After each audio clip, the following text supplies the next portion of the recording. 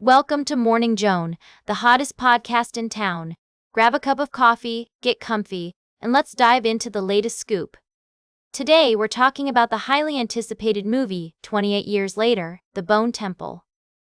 Yes, you heard that right. 28 years after the original outbreak, the infected are back, and this time they're more terrifying than ever. But what really caught our attention is the character of Jimmy Crystal, played by Jack O'Connell. This guy is creepy, folks. He's a self-proclaimed Satanist who thinks he's the son of the devil himself, and his twisted dogma has inspired a cult-like following. According to our sources, Jimmy's backstory is rooted in deep-seated trauma. He witnessed his family being mauled to death by the infected when he was just a kid, and that event has shaped him into the monster he is today. But here's the thing.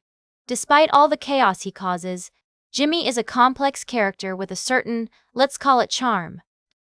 He's charismatic, enthusiastic, and nostalgic for the early 2000s, which makes him both fascinating and terrifying at the same time.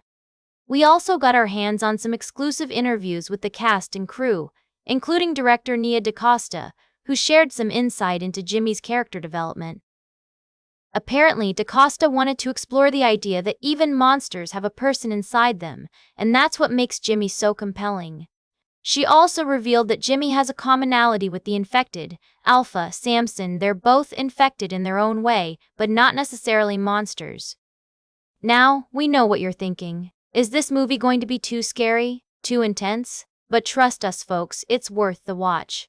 The special effects are insane, the plot twists are mind-blowing, and the performances are top-notch. So, if you're ready for a thrilling ride, 28 years later, The Bone Temple is the movie to see. We'll be right back with more tea on Morning Joan. Welcome back to Morning Joan, folks. We're diving into the world of music and celebrity news. You know who's been making waves lately? R.A.P. Rocky. His highly anticipated fourth studio album, Don't Be Dumb, has finally dropped, and the excitement is palpable. To celebrate this momentous occasion, Pretty Flacco hosted an exclusive album listening party at New York City's Levon Midtown, and it was quite the affair.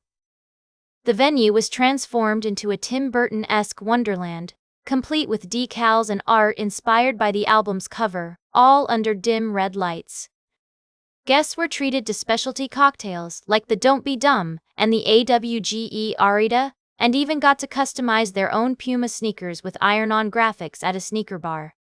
Talk about a unique experience. AAP, Rocky made a grand entrance, appearing above the crowd with a bottle of Ace of Spades in hand, and got the party started with his single, Helicopter.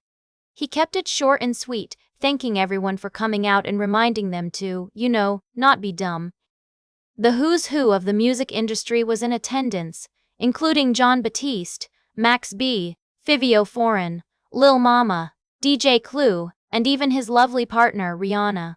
It's clear that AAP Rocky is back, and better than ever, and we can't wait to see what's next for this talented artist.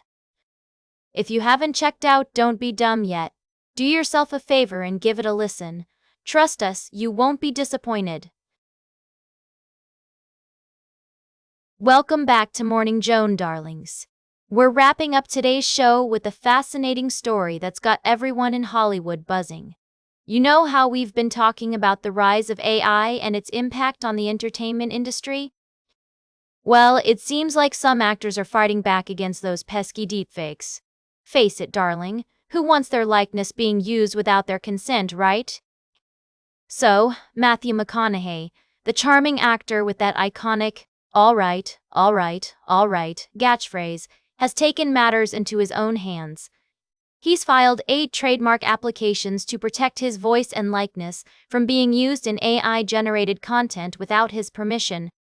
Trust me on this, it's a clever move. By trademarking himself, McConaughey is trying to create a clear perimeter around ownership and consent in the wild world of AI. Now, I know what you're thinking, can he really do that? Well, according to law professor Orly Lobel, this is a novel way to combat deepfakes. And let's be real, those deepfakes can be scarily accurate. I mean, have you seen that video of the Stranger Things cast with their faces swapped? It's like they're trying to trick us into thinking it's real. McConaughey's lawyers are testing the waters here, and it'll be interesting to see how this plays out in court. But as Lobel says, I think this is a signal that actors and others want attribution and consent and are ready to fight back. And who can blame them? Please, the last thing we need is for AI to start creating fake content with our favorite stars without their permission. So, there you have it, folks. The battle between Hollywood and AI has begun, and it's going to be a wild ride. That's all for today's Morning Joan. Remember to like, share, and subscribe, and until next time, stay fabulous.